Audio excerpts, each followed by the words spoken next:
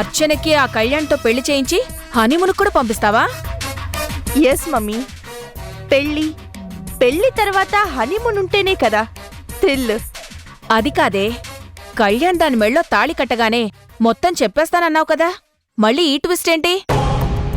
Twist మీద twist ఉంటేనే కదా మమ్మీ మజాగా ఉండేది.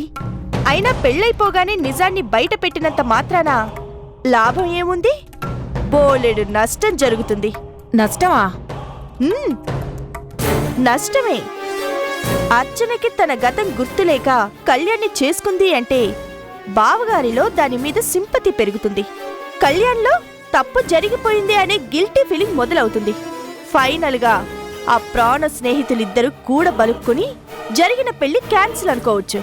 బావగారు అర్చన్ని మళ్ళీ ఇంటికి తీసుకురానవచ్చు. అమ్మో, అలా జరగకూడదనే మమ్మీ ఈ హనీమూన్ ట్విస్ట్. అర్చన మెళ్ళో మళ్ళీ 3 ముళ్ళు పడాలి, మరో మగాడితో 3 రాత్రులు గడపాలి. ఆ తర్వాత నిజం తెలిసి గుండె పగిలి ఏడవాలి.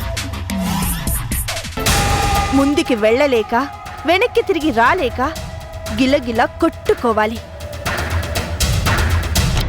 అద్దంలో తన మొహాన్ని చూసుకుంటే తనకే అసహ్యం పుట్టి చివరికి ఆత్మహత్య చేసుకోవాలి. అప్పుడు ఈ సౌందర్య పగ చల్లారాలి.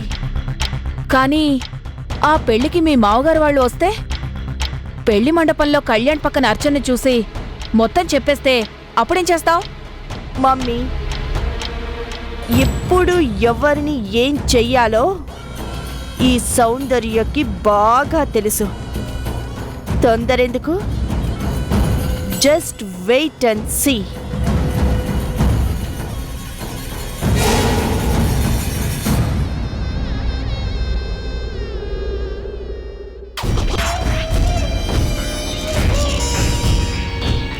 స్వప్న, మీ ఫ్రెండు అదే ఆ సౌందర్య ఇంకా రాలేదే? వస్తుంది.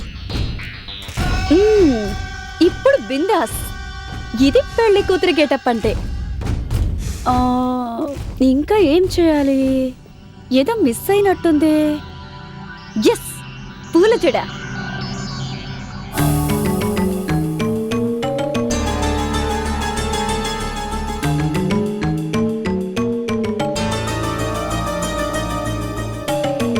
వదినా, కాఫీ రెడీ, ఎవరైనా వచ్చి తీసుకెళ్ళండి.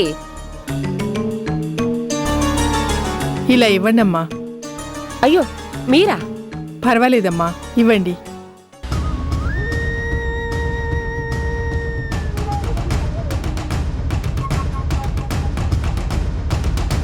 కాఫీ తీసుకోండి. తీసుకోమ్మా.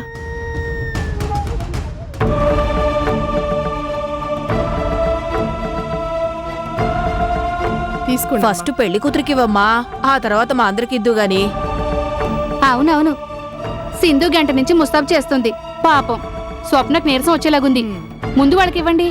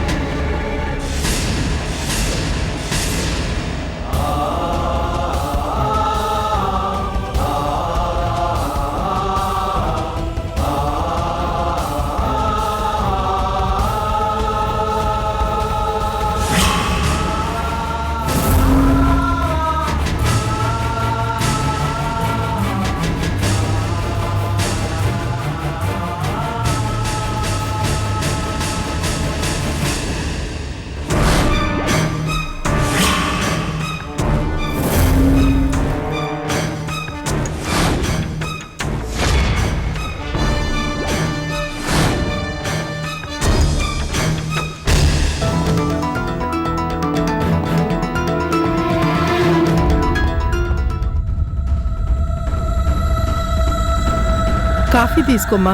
అక్కడ పెట్టు.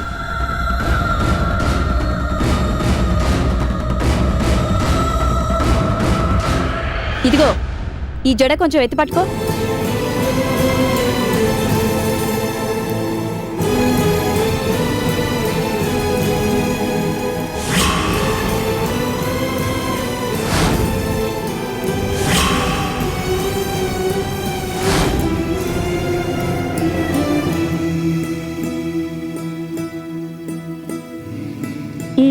ఇక వెళ్ళు.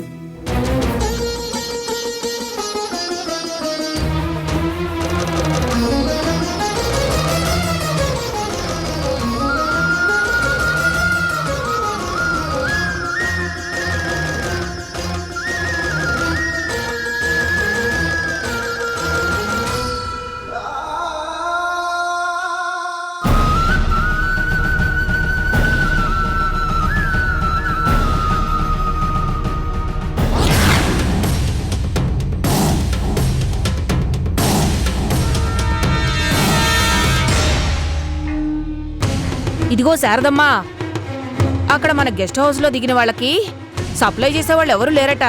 గొడవ పెడుతున్నారు. అయ్యో అలాగా? అవునమ్మా, మాకు సరిగా మర్యాదలు చేయకపోతే తిరిగి వెళ్ళిపోతానంటున్నారట. అయ్యో అన్నపూర్ణమ్మా, విన్నావు కదా, కొంచెం గెస్ట్ హౌస్ దాకా వెళ్ళొద్దామా? అలాగేనమ్మా. ఇదిగో వదిన, ఆ. నేను వచ్చేదాకా కాస్త ఇల్లు కనిపెట్టుకోనుండు. అలాగే శారదమ్మా. పదండి, వస్తాను. ఆ.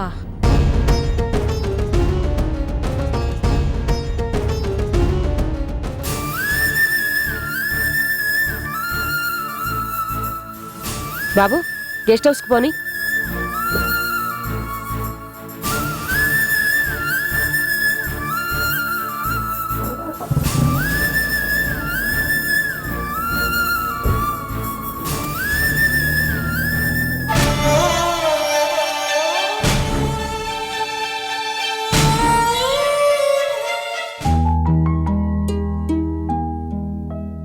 రాధమ్మా, గ్రేసీ, సర్జన్ గారు వచ్చారు. నమస్తే డాక్టర్ గారు. నమస్తే అమ్మా. ఎలా ఉందమ్మా? తలంతా భారంగా ఉందండి. ఓకే, ఆ కట్లు విప్పేస్తే ఇక ఎటువంటి బాధ ఉండదు. సరేనా సిస్టర్? ఆ, అప్పుడే కట్లు విప్పొద్దు డాక్టర్ గారు. అదేమిటమ్మా, ఎప్పుడెప్పుడు కట్లు విప్పుతారా, ఎప్పుడెప్పుడు మళ్ళీ చూడగలుగుతానా అని ఆశగా ఎదురు చూస్తున్నావు కదమ్మా. నిజమే డాక్టర్ గారు, కానీ కాసేపు ఆగండి ప్లీజ్. అయ్యో అలాగేనమ్మా, నీ ఇష్టం. గ్రేసీ, హ్మ్? స్వప్న రాలేదా? రాలేదమ్మా, రాలేదు కూడా. ఏ, ఎందుకని? ఎందుకంటే ఇవాళ స్వప్నని పెళ్లి కూతుర్ని చేస్తున్నారు కదా. అలాగా, నా కట్లు విప్పగానే ముందుగా స్వప్ననే చూడాలి అని ఆశపడ్డాను. కానీ గ్రేసీ, హ్మ్? నాకు సాయం చేస్తావా? అలాగే, చెప్పండమ్మా. నన్ను ఒకసారి స్వప్నతో ఫోన్లో మాట్లాడిస్తావా? హ్మ్.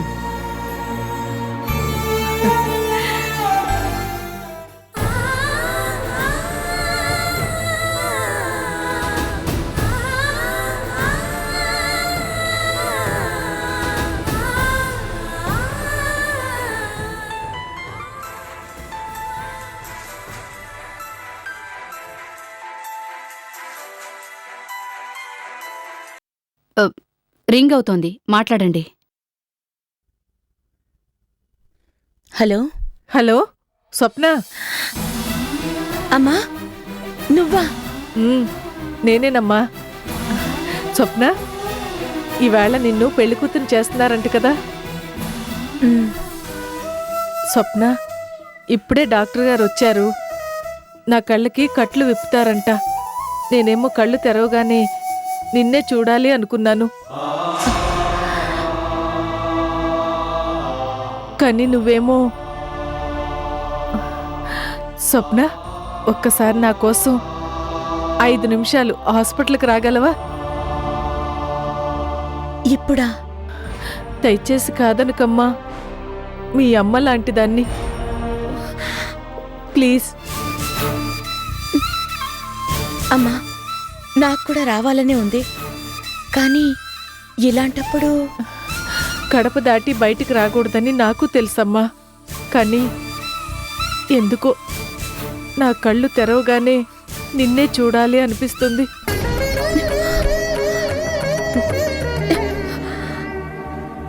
అలాగేనమ్మా, తప్పకుండా వస్తాను. నీకోసం వస్తాను.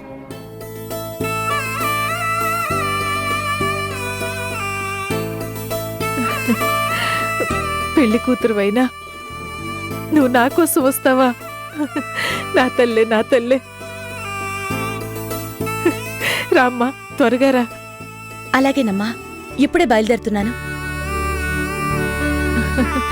విన్నావా గ్రేసీ? స్వప్న వస్తోంది, నా కోసం వస్తోంది, పెళ్లి కూతురుగా వస్తోంది.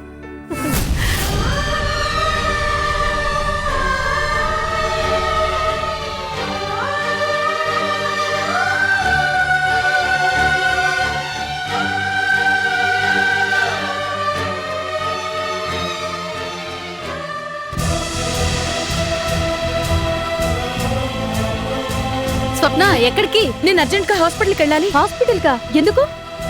ఏంటమ్మా నువ్వు మాట్లాడేది? ఇలా పెళ్లి కూతురు చేశాక గడప దాటి బయటకెళ్ళడం తప్పు కదూ? అయ్యో, తప్పే కానీ తప్పదా ఆంటీ? నాకిప్పుడే హాస్పిటల్ నుంచి ఫోన్ వచ్చింది. ఓ అరగంటలో వచ్చేస్తాను. అయ్యో, స్వప్న, ఆగమ్మా. ఆగు, ఆగమ్మా. ఆగు, స్వప్న, అలా వెళ్ళకూడదు. స్వప్న, స్వప్న, ఆగమ్మా. స్వప్న, ఆగు. పెళ్లి కూతురు చేశాక బయటికి వెళ్ళకూడదు. స్వప్న, చెప్తే వినవేంటమ్మా? అలా వెళ్ళకూడదు. స్వప్న, ఆగు. ఆగమ్మా, ఆగు, స్వప్న, స్వప్న. అయ్యయ్యో, అయ్యో, స్వప్న, అలా వెళ్ళకూడదమ్మా. స్వప్న.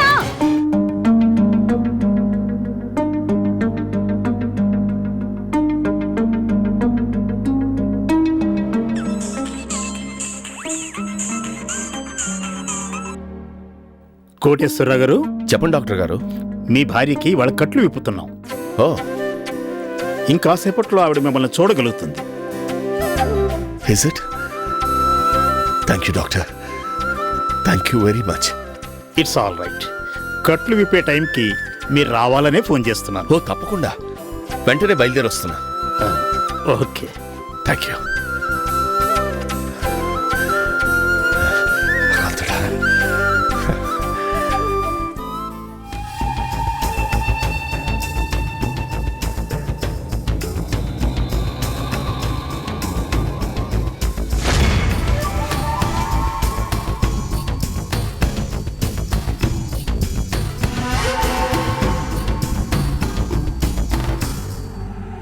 ఏమైంది?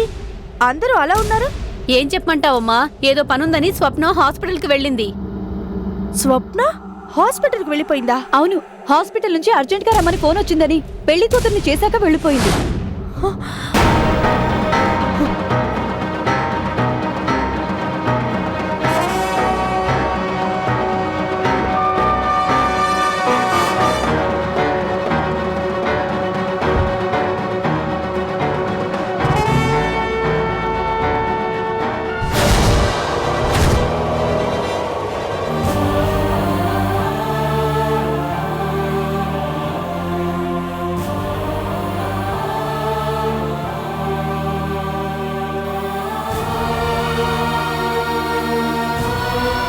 స్వప్న, నీకోసం రాధమ్మ ఎదురు చూస్తోంది. పద.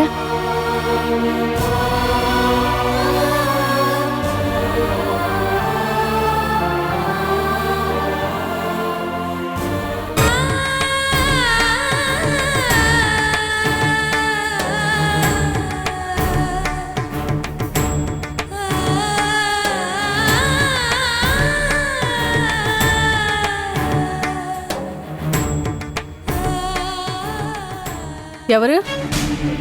గ్రేసీ? నేనే. భలే గుర్తుపట్టారే.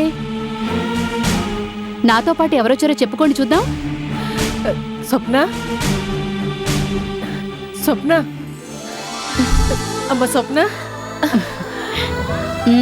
స్వప్న కాదు. కాదు గ్రేసీ, స్వప్నే. స్వప్న, నువ్వే కదూ?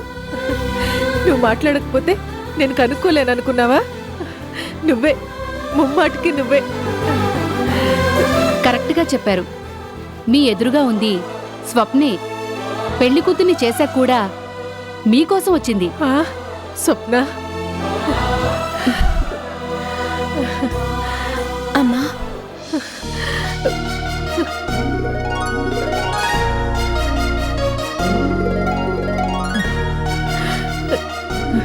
స్వప్న, నువ్వు నా కోసం నన్ను చూడ్డానికి రావడం చాలా సంతోషం అమ్మా. చూసావా స్వప్న, సర్జన్ గారు కట్లు విప్పుతాను అంటే నువ్వు వచ్చాకే అని పట్టుబట్టి కూర్చున్నారు. ఎందుకు నేనంటే మీకింత ప్రేమ?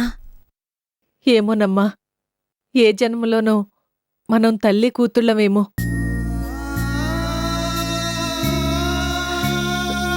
స్వప్న, నాకు చూపు రాగానే నిన్నే చూడాలి అనుకున్నాను. ఇన్నాళ్ళు నాకు సేవలు చేసిన నువ్వు ఎలా ఉంటావో చూడాలని ఆరాటపడ్డాను. నేను గోరంత కోరికను కోరితే ఆ దేవుడు కొండంత వరాన్ని ప్రసాదించాడు. నిన్ను మొదటిసారిగా కళకళలాడే పెళ్లి కూతురుగా చూసే అదృష్టాన్ని కలిగించాడు. స్వప్న, కళ్యాణ తిలకం దిద్దుకున్నావా? 2 చేతులకి అందంగా గోరింటాకు పెట్టుకున్నావా? స్వప్న, నిన్ను చూడకపోయినా నువ్వు ఎంత అందంగా ఉన్నావో నాకు తెలుస్తుందిలే. చూడకపోతే ఏంటి రాదమ్మా, కట్లు విప్పితే ఇప్పుడే చూస్తావు. ఏం రాధమ్మా, ఇప్పటికైనా కట్లు విప్పడానికి ఒప్పుకుంటారా? ఆహా, కొద్దిసేపు ఆగండి. ఆయన దారిలో ఉన్నారు కదా, ఆయన వచ్చేసాక. ఓకే సిస్టర్, నేను వెయిట్ చేస్తుంటాను. ఆయన రాగానే కబుర్ చేయండి. అలాగే డాక్టర్. ఓకే.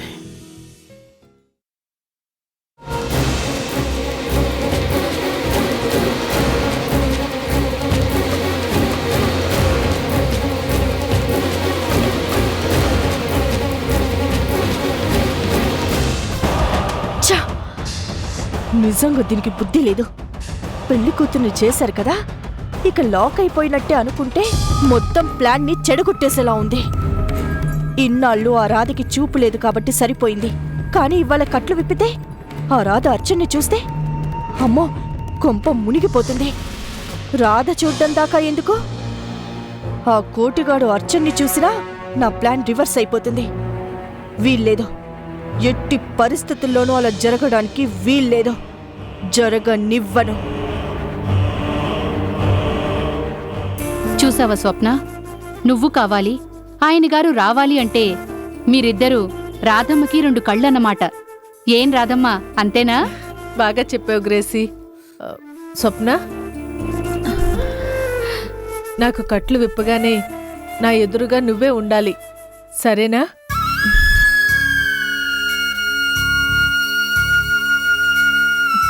ఏంటమ్మా, నా కంగారుని చూస్తుంటే నీకు నవ్వొస్తుందా ఏంటి? అదేం లేదమ్మా. స్వప్న, నిన్ను చూసే క్షణం కోసం నేను ఎన్నెన్ని ఊహించుకున్నానో, ఎన్నెన్ని అందమైన కలలు కన్నానో మాటల్లో చెప్పలేనమ్మా. నన్ను పిచ్చిదే అనుకో, వెర్రిదే అనుకో అమ్మా, ఇదిగో ఈ అమ్మ అనే పిలుపుకు దూరమై అలమటించిపోతున్నదాన్ని. నువ్వు నన్ను వదిలిపెట్టి ఎక్కడికి వెళ్ళకూడదు. చెప్పు స్వప్న, ఈ అమ్మను వదిలిపెట్టి ఎక్కడికి వెళ్ళవు కదూ? వెళ్ళనమ్మా, నిన్ను వదిలిపెట్టి నేనెక్కడికి వెళ్ళను.